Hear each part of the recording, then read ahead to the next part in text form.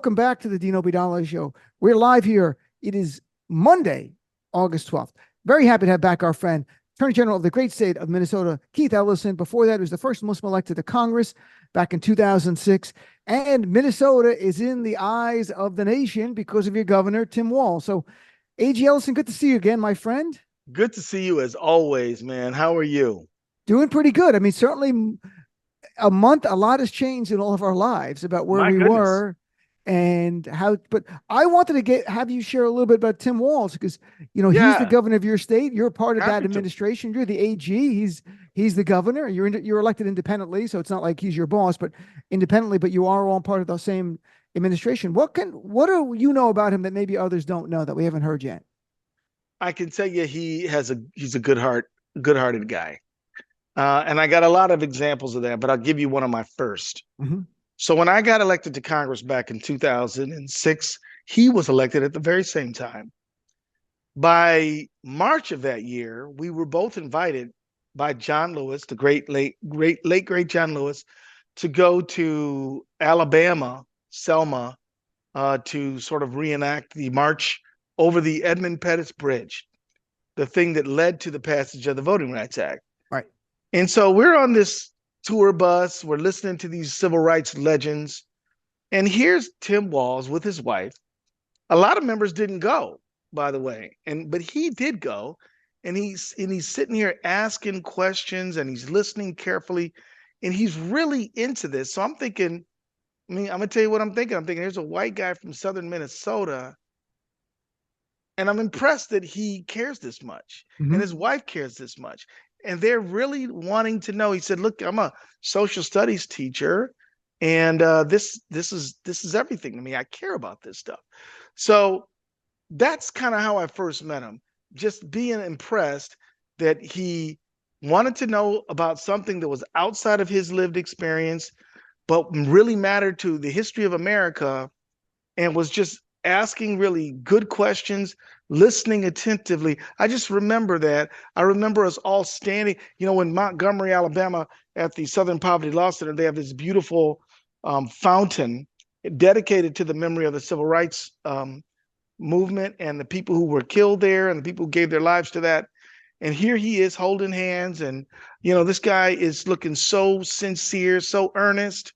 And I just thought, wow, he's a special guy. Most politicians their hearts don't really get moved like that. Right. Their hearts get moved by a big fundraiser. So I don't want to be too hard on my ex-colleagues, but he just struck me as authentic and sincere before that, but certainly after that. And other things, like I tell you, when George Floyd was killed, that he was the governor, I was the attorney general. And the video breaks out about 2 or 3 o'clock in the morning on the 26th, although he was killed on the 25th. It was that video by Darnella Frazier, 17 years old, that really went viral, that really set this issue in motion. He sees it and he's like, man, I can't believe this. I am floored. I can't believe it. He was sincerely knocked off his feet by this inhumanity. And we talked all through the week, and at some point he just said, look, man, I need you to take this case. And I'm like, he said, if I send it to you, how are you going to feel about that? Because as you said, we're elected independently. He's not my boss, but Right. he is my colleague and a friend. And I said, of course, we're going to take it and do the best we can. He said, well, you're up, brother. And I did it. I did the best I could with that, but it was with his support. He and I had a press conference where he said, hey, look, I'm transferring this case. And I'm like, yeah, this is a huge responsibility, but we're going to do it. And, he's a listener. Mm-hmm. Now usually, to be quite honest with you, I couldn't, nor would I say these glowing things about somebody who had not earned it. But I just don't have a bad thing to say about the guy. I just think he's a great person. And I'm really happy for him. And I'll say this. I love our friends from California and New York. They're great. Mm-hmm. Nothing bad to say about them. Bless them. but isn't it about time that we get somebody from another part of the country?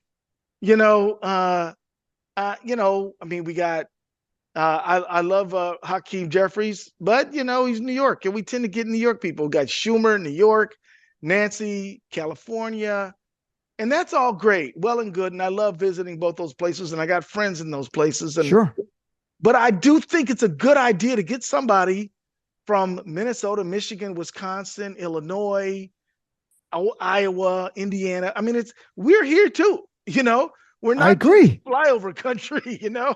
And so I think that was a good move and good judgment on behalf of Kamala Harris, by the way. I agree.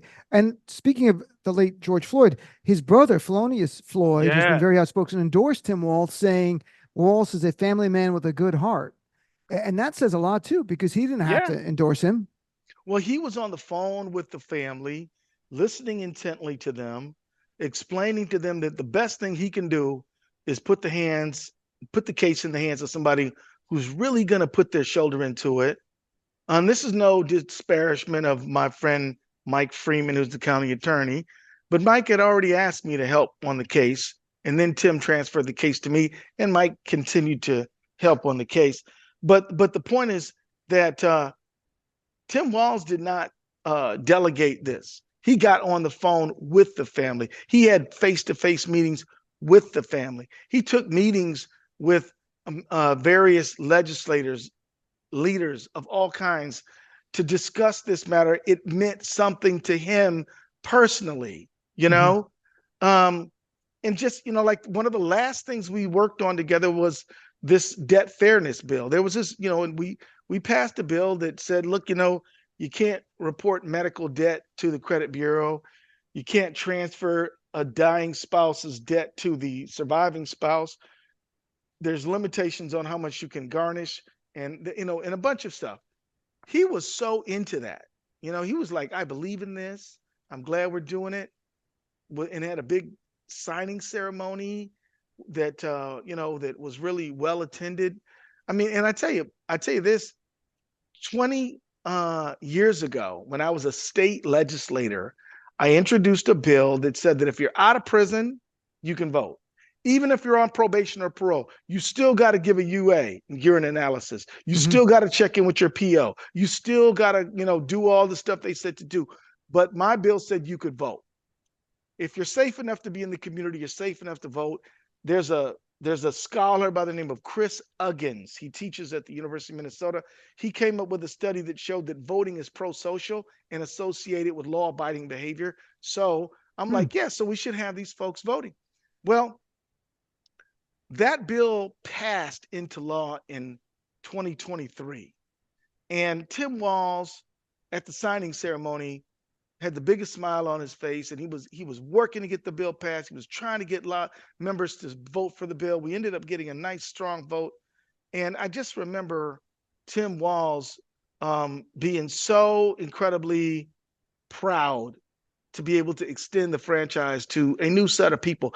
55,000 Minnesotans now can vote, and before they couldn't. So, I mean, this is the Tim Walz that I know, right? Accessible. And I can tell you, as AG, when I call Tim Walz, sometimes he was busy at the moment, but he would get back to me quickly within the hour or two. We had a very good working relationship. We had a meeting once every 2 weeks. We would meet all the time. And so, that's the guy I know. I mean, I wouldn't get up here and say somebody was a great person if they weren't. But that's I mean, that's it. I mean, people said, oh man, you're just, somebody said, you're just pumping him up because he's from your state. I said, man, there's a lot of people in my state I wouldn't say nothing good about, You Michelle Bachmann. Right. You haven't heard me bragging on Michelle Bachmann much, have you? Right. But I mean, but the point is, this guy has earned it. He's a sincere. And here's the other thing. Somebody wanted to come at him and say, well, wasn't he a member of the NRA? And I'm like, yeah.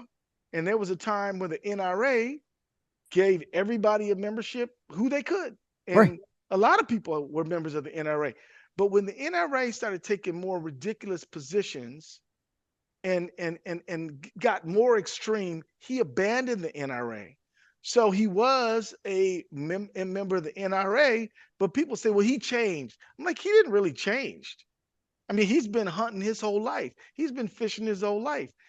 Tim Walz would win the shooting competition when we were in Congress. This dude can put a bullet in the eye of a squirrel at 100 yards. I mean, he's Wow. a real good shot. He's a serious hunter and a good shot. And he's a better hunter than me. And I'm a hunter too, you know? But when he's wearing that camo, that's real. He wears that kind of stuff, you know? When he wears that blaze orange and that camo and the camo, that's what he wears. That's what he puts on.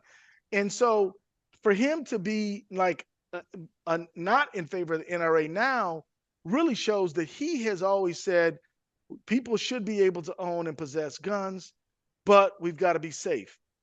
They're the ones who said we don't need to be safe. Mhm. Guns here, guns there, gun everywhere, no restrictions on any gun at all. More restrictions on cars than on guns. More restrictions on, like, I don't know, anything. Then you got more restrictions on somebody who cuts hair than on a gun seller, right? And so they changed, not him. He's for safe gun use, background checks. Nobody who's got domestic violence case should have a gun. He's for gun locks. He's for responsible gun ownership. And a lot of Americans may not know that people in Canada got a lot of guns too, but they don't have the shootings that we got. Why? Because they got sensible gun laws, right? So he's, in my view, he is who he is. He's born in a town of about 400 people in Nebraska. He's 24 years in the Army National Guard. He's a high school teacher. He coached a championship football team, and the team was not very good before he got there, but he coached these kids and they won championships under his leadership. And he's just a cool cat, man. So that's great. Yeah. I appreciate. And also, I mean, the things that you mentioned, like he signed in 2023 to enfranchise people with criminal convictions. He wasn't doing that with an aspiration to run for higher office. There was no place to go. I mean, he was supporting Biden. Biden was going to win 4 more years. I mean, at 65, I guess he could have run for president if he wanted, but that's not what he was doing it for. Chatted with AG Ellison from Minnesota. What about, I mean, you know, we're both Muslim. Has he interacted with the Muslim community in Minnesota? I think he's been very good with the Muslim community. He came to my mosque. I go to a place called Masjid An-Nur in North Minneapolis, Lindale and 18th. And if I'm in town on Friday, you know where to find me, right around midday. And I said to him, hey, look, it's Ramadan. Would you come to the mosque? He comes to the mosque. He's sitting up in our mosque in the masala, chopping it up with everybody. And when I had a iftar in my office, which is across the street from his, across the hall from his office, he comes and is our main speaker. He's this is something about the guy, Dean. He's extremely comfortable wherever he is. So you're thinking white guy from a town of 400 in rural Nebraska, maybe he only feels comfortable around people like him. Not at all. This dude doesn't. You could put him in the middle of Newark, New Jersey. He would sit down and chop it up with some folks at a barbershop. You could put him in the middle of Dearborn talking to a Muslim community, no problem. You could put him in the suburban upscale neighborhood. You could put him in the rural area. He is himself all the time, extremely comfortable with whoever he's around. And he's a joker. He likes a good joke. He tells a good joke. And so that's the dude that he is. He's been subject to a lot of attacks, right? Yeah. And maybe we should talk about those. Here's the thing. This whole thing about him not going to Iraq with his unit is just a lie. It's just a lie. I mean, you can retire after 20 years. He stayed 24. He decided to run for Congress in 2005, and he said, hey, I'm running for Congress, and put in his paperwork. And then his unit, a little while later, goes to Iraq. Did that mean that he didn't want to go to Iraq, or he tried to get out of going to Iraq? No, it meant that he decided to run for Congress, put the paperwork in to do that, and then later his unit went to Iraq. That's what happened. And I'm going to tell you this, he went to Iraq to visit them a lot of times as a member of Congress, and Afghanistan too. So, he was the chair of the Veterans Affairs Committee. I mean, he worked to increase pay, access to VA services. And I'm not talking about the war. I'm talking about the soldiers after they come back. Sure. He was all into making sure that their lives were better. The other thing that they were trying to, what are the other lies? Oh, they're trying to say that he didn't do a good job after Floyd was killed in terms of maintaining order. Well, a lie as well. Look, I'm the Attorney General. I'm the chief legal officer for the state. And he ordered the National Guard as soon as he was legally able to do so. And I was in the meeting right here on the campus of the state government when he was talking to the National Guard. He called a bunch of people from community and said, look, I'm about to deploy the National Guard. I don't want y'all to think that these folks are here to hurt or harm. They're here to protect. And I need y'all to support folks, and I need y'all to back me up on the curfew thing, because we can't have people getting hurt, killed, and all that. And so I need you to support. So everybody was like, yeah, and I'm talking about NAACP, the Black preachers, all kinds of folks who were in the room. And I was there myself. So I saw him not only call out the National Guard, but to get community support for that, right? And so that's who he is. That's just another made up story. And by the way, there's tape of Trump's praising him, the job that he did. So that's like a lie. And the thing is that that the Republicans are in trouble because all they can do is character assassination. They literally got nothing else. They got nothing else, just character assassination. And, somebody said to me, well, how can you say only that's all they have? And when Tim Walz called them weird. Well, they are kind of weird. They are kind of weird. They are. Weird's nice. Weird's a nice way of putting what they are. Right. With Trump, I don't know what JD Vance is. This guy he is whatever you want him to be, he'll say. And then he calls out Vice President Harris for being a chameleon. I'm like, how could you say it with a straight face? You should get an award. You're the guy who said Trump was potentially America's Hitler. And now he's the greatest thing in the world to you. This is outrageous. Yeah. I can't believe they have no shame. They're shameless. None, you can't shame them. None. It's just amazing. And but their whole thing is based on character assassination. So, so that's what's going on, man. So I'm looking forward I appreciate it. Yeah, I appreciate you sharing. You've known him since you served in Congress together. You know him now as Attorney General of the state. You've worked with him. And I just wanted to have someone paint that human side to him. Although I'll tell you, on the Democratic side, people like him. There's a warmth to him that people can perceive. Everybody gets. You look at JD Vance, there's no warmth. He's the guy you don't want to hang around with or anything. Tim Walz seems like such a likable, nice guy. You're like, yeah, this seems like a good guy. And Vice President Harris made a great pick, and she had a great list of people to pick from. She had a good They were all really good in their own regard. I've had Josh Shapiro on the show so many times. I like Josh a great deal. There were other. Pete Buttigieg would have been amazing to pick. That was another person. People on the show wanted Mark Kelly, and they wanted Pete Buttigieg. Were the first two they wanted, and then it was like Walz and Shapiro and others. Andy Bashir. I told people he would have been great to pick Bashir because Arabs think he's Arab because his name is Bashir. He's not. But I'm like, they all thought he was Arab. Well, like, you know what? Solved everything. Dean, don't you have to believe that he has a grandpa or something? I researched it. I can't believe he's not Lebanese with the name Bashir. That's such an Arab, typical Lebanese name. Oh, yeah. It's funny. You go up to New Hampshire, and there's a lot of Lebanese names up there. Hassan, the governor, and his father, who was chief of staff, the big guy, Sununu, is they're part Palestinian, part Lebanese. Shaheen, another Lebanese. They run the state. I've been up there. I met state elected officials. They're Lebanese Christian. They've been there for a long time. They're like generations of. But speaking of like the Middle East, how we talked in the past about in Minnesota there was a vibrant uncommitted movement, which they were uncommitted to President Biden to make a point about they're showing their dissent on Gaza policy. Have you talked to them since? Like, if things change? So what can you share? My son is one of them. My son, Jeremiah Ellison, city council member, feels very strong about this issue. And he and other folks as well.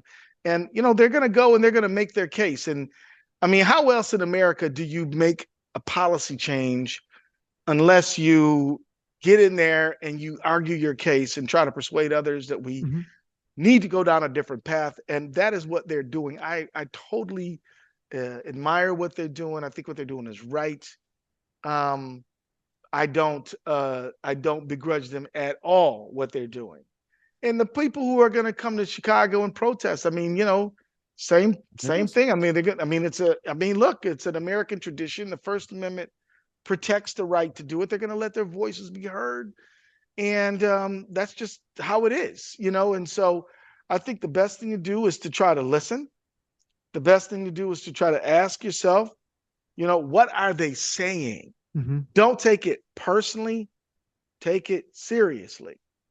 And, the first time one of the protesters was yelling stuff at Kamala Harris, she came back like, look, if you want to support Trump, say so. Otherwise, I'm speaking. But then the next time she dealt with a lot better. Yeah, she did.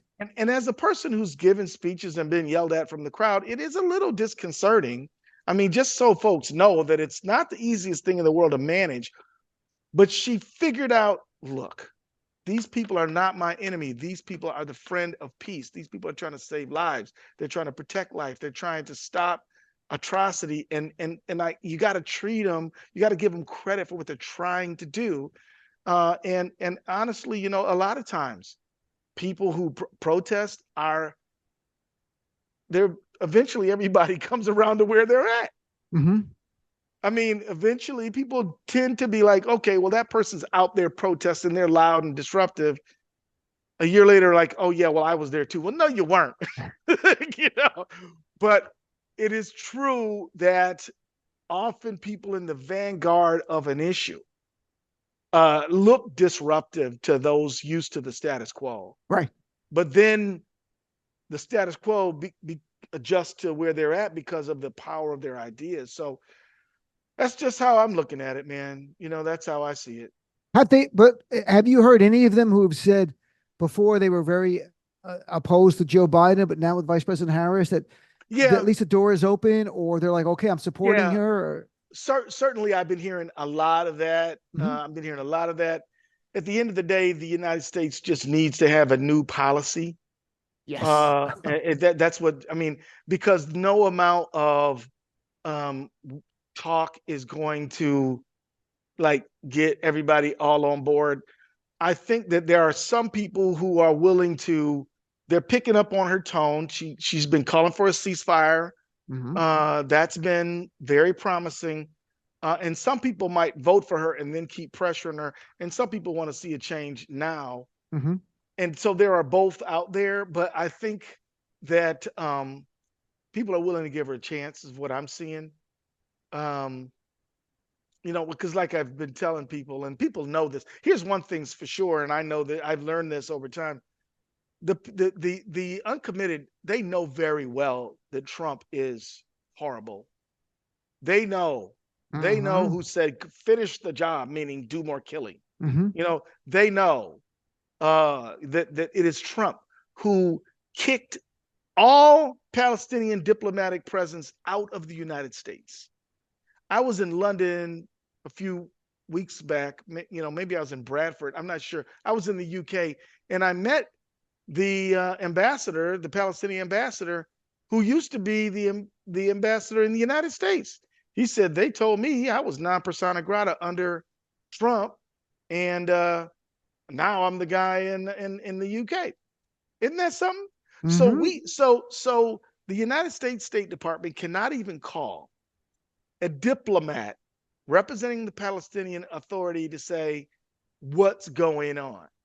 Now that to me got to be fixed. I mean, talk about low-hanging fruit, man. You got to at least be in a conversation, right? And Trump is the guy who cut off UNRWA. Trump is the guy who cut off UNESCO. Trump is the guy who allowed the annexation of Golan Heights. Trump is the guy who allowed for the American embassy to be in Jerusalem without any support of a U.S. embassy in East Jerusalem, right? That was something that was always negotiated. And then He likes to brag about the Abraham Accords, but the Abraham Accords were fatally flawed because they were let Israel and to have good relations with all the Arab countries without the Palestinian issue being Right. resolved. Exactly. So how in the world is that better, right? And so it was a fatally flawed, bad thing. The Abraham Accords is a bad thing. It's not a good thing. It's in the big picture, it doesn't bring us towards peace because you're not addressing the underlying thing, and it's just about the leaders of these countries getting financial deals which benefit them personally. I mean, to be honest, that's part of it. Well, don't you remember when Tom Friedman told the story about King Abdullah in Saudi Arabia, and King Abdullah said, "You know what? If you recognize the Palestinians, make peace with the Palestinians, I'll make sure that all the other countries make peace with you." And that offer was rejected. You know, look, it's remarkable, but AG Ellison, I didn't even get to the other issues, but I'm so glad that we got to talk about Tim Walz for you to share what people are feeling, and that you know him personally, and that you can share that side to him. And I wish they should have you on MS and CNN talking about this stuff, because you share a side to him that I have not heard. Although he comes across really nice, it's great to hear personally what he did when he was in the room, and how he cares about all these various communities. Yeah, he's a good one, man. He cares about farmers. He's trying to keep people from losing their dairy farms. He's very comfortable out there in knee-high rubber boots, helping people. You know, I mean, he's just a good dude, man. That's great. Yeah. He's going to be our next vice president, I think. I mean, I really think that's good. All right, AG Ellison. I look forward to chatting with you next month, my friend. Here we go. Talk to you soon. Take care.